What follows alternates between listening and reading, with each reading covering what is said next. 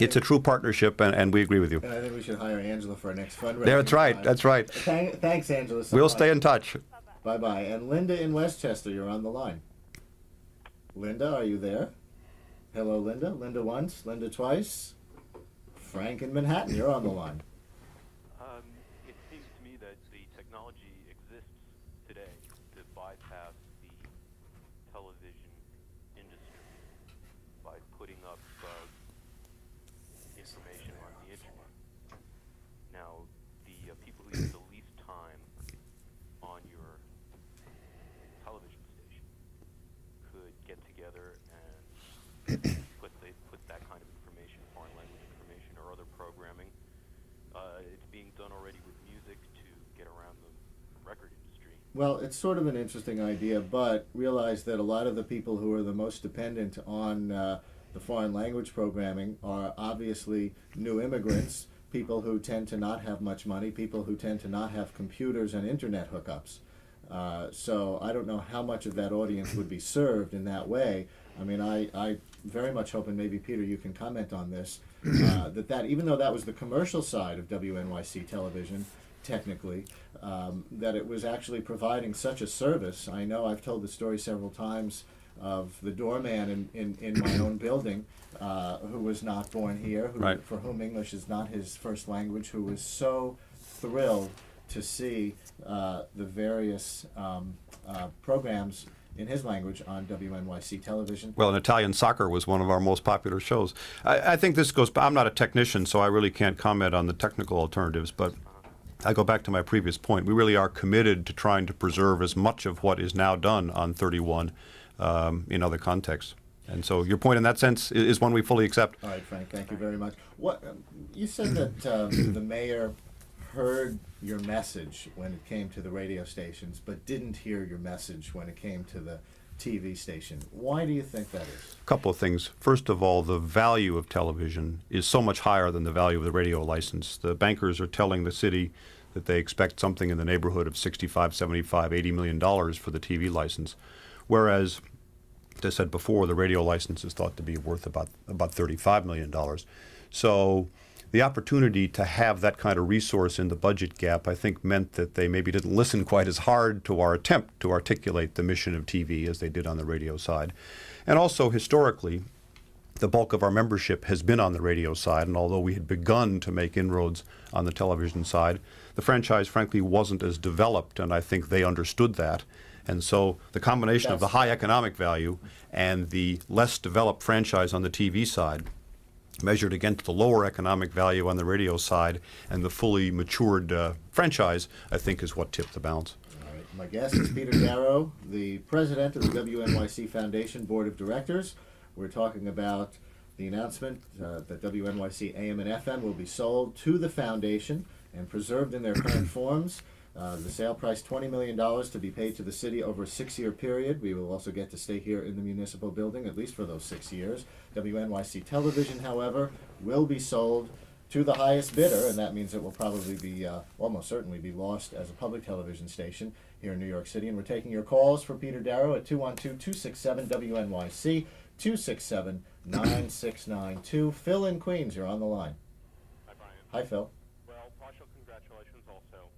I think that Channel 31 was beginning to do some very innovative things, and there's some programs that I enjoy on there, including yours.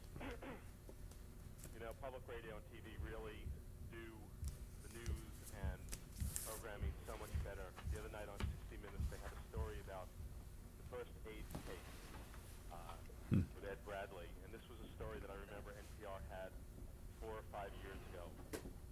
They traced back to 1957 or 8, and you know, programming is just so innovative. But I have one complaint. I'm afraid that WNYC radio is going to be co-opted. I already hear ads for Chrysler's national sale, and I stopped contributing to WNYC, WNET when they started having ads for cars and planes and other things, and I don't want to hear Chrysler ads. You know, if Chrysler wants to contribute money, then they ought to, and put their name in front of the select audience that WNYC has, then they ought to do a public service, like Chrysler reminds you to buckle up, or Visa reminds you to don't spend too much money. This is a big dilemma for public It broadcasting is indeed. all over the country, especially as government money pulls out. And our primary emphasis, of course, in the underwriting is to try to do spots for cultural activities, and that's become very important. And these underwriting spots, we've obviously structured them in a way that they don't represent full advertising. But I take your point, and we certainly can't permit ourselves to become. There are really 2 points. One is the clutter during the day to you, the listener, and the other is our dependence. And I can assure you, we'll seek to limit clutter, and we will not permit ourselves to become dependent. I welcome it. Some of your shows, I've spoken to Linda Morgan on this, where you put a book or a movie on the air and provide for that publisher and that author more exposure to an audience that's going to go out and buy a book that they hear on the show or buy a show, then they ought to contribute to money. Even on a voluntary basis, I have a feeling that you can raise tens of thousands, if not more, money through that sort of mutual cooperation. And while there's an element of commercialism there, right now we're giving away a valuable promotion. So, I'll talk to Linda about that. Of course, we don't want to distinguish between the have and the have-not publishers and the have-not artists as well. But it's a point we'll pursue. I'll pursue it with Linda. And certainly from a programming perspective, we don't want to ever get involved in choosing our authors at all on the basis of who's giving us money. and I know that a lot of the authors who come on are big supporters, but I'd rather have that more subtle sort of support than Chrysler's national sales. Yeah, the point you make is an important one. We are now embarking on a need to raise very significant funds, and we must do it in a way that doesn't compromise our mission. All right, Phil, thank you so much. And Helena, is it, in Queens? Yes. You're on the line, Helena. Yes, I wanted to make a suggestion. As you just mentioned, rather than these impassioned pleas a couple of times a year for funds, aside from that, for the space fund that you're going to need for $20 million, why don't you set up a sort of an escrow account, and people through the year, rather than sending $40 or $50 or $20 at one time, maybe they could send $5 a week, or when they can, if they can, which would be scheduled for the fund. And even pennies grow. And with interest. Yeah, it's a good point. We're just about to embark on the planning for that, and I'll be sure that I furnish that. I mean, the idea of people paying in over time instead of in lump sum is a good one, and it may involve broader participation, and that's terribly important. Just every so often have a Feed the Kitty slogan or something thrown in every so often, and you don't have to concentrate on. I don't know how much more impassioned you can be in drives, the money drives, and if you Right. just had something that went along, said, I'm not in a position to spend $100 or $50. I sent in the membership, but I could sort of scrape up a couple of dollars every so often through the month. Think of it as another newspaper. Buy it every day. Exactly. Yeah, it's unfortunate because those of us who do the membership drives on air, as much as I think we like it, or at least speaking for myself, I like the opportunity sometimes to re-articulate the mission of the station, and it's cathartic in that sense. It obviously drags on and on over a period of days. People sometimes feel beaten over the head with it, and yet the reality is It works. it works, That's- and nothing works like that. Right. We wish we could come on with a mellow discussion like this, and then all the checks would come pouring in from those same people who would wind up calling during the impassioned pleas and membership week, but it doesn't happen, and it's human nature, I guess. But the idea of involving people over time is one that we'll pursue. It's a good idea. I'm not talking about canceling the fundraising drives. I'm Right. talking about Supplementing them. Yeah, right. for additional money to come into the Television and escrow account. Good. Well, that's a good suggestion, and we'll pursue it. I'll pursue it with Linda Morgan, who's our development director. Thank you, Eleanor. And Jim in Brooklyn, you're on the line with Peter Darrow. Oh, I want to praise them for having the foundation for having preserved the radio station. It's disappointing that the TV station couldn't be preserved, but I think they did all they could. Certainly, the praise is without modification. Well, thank you. But in regard to the TV, is there any further step that has to be taken? Do regulatory bodies have to approve it? Does the city council have to approve it? Do you know of any people or any strategy of organizing or trying to preserve the TV station? I know the foundation does It does require Federal Communications Commission approval, and that's a step that will be taken over the next several months. I don't know what the city council involvement is. I know I saw Peter Vallone's quote in the New York Times this morning that he felt he'd lost a friend. It didn't. That was my reaction as well. It's a sad, it's sad to see something as important as the TV station's mission pass. Less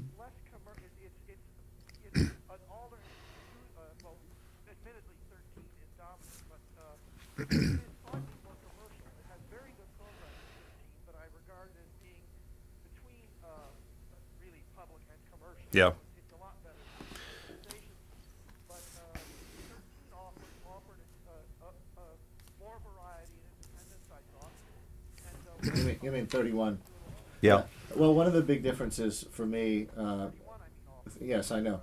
And of course, I've been involved in the public affairs end at Channel 31, and the Peter Vallone quote made me remember, for example, a few years ago when the new charter, the city charter was passed in 1989, and he became speaker instead of majority leader. We did an 8-part series called "Who's Got the Power," all about how city government works. It was really a charter revision series, and this is the kind of really dedicated to the local public affairs interest thing that you just don't, and that's one area where I think those citizens who are politically involved, those citizens who just want to be civically aware, are going to experience a loss unless Channel 13 starts to do something that it just has not done in the past. And radio, of course, can pick up some of that. Yes. You don't have to see Brian to hear what he has to say. Okay, Jim. I hate not to praise his profile on TV. Thank you, Jim. And let's see, where are we here? Alan in North Salem, you're on the line. Hi, how are you? Good morning, Alan. How are you? I'm fine, thank you.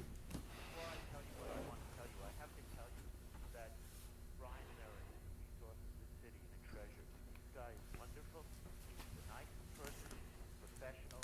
And when I would think if NYC went off the air and we would lose Brian, I got to tell you, I'm a stable, healthy guy. I'd be content. Well, one of the reasons it was so important to us to stay on the frequency that we're on Are is you my that cousin, Alan, Yeah. by the way? Is that you, cuz? No. we wouldn't reach you if we'd gone over to the alternative frequency that they intended to put us on, and that's one of the reasons it's so important that we stayed where we are. North Salem is way, way, way up in the northeast corner It's of probably at the. Westchester. Do you get good reception? It's probably at the outer range. Let me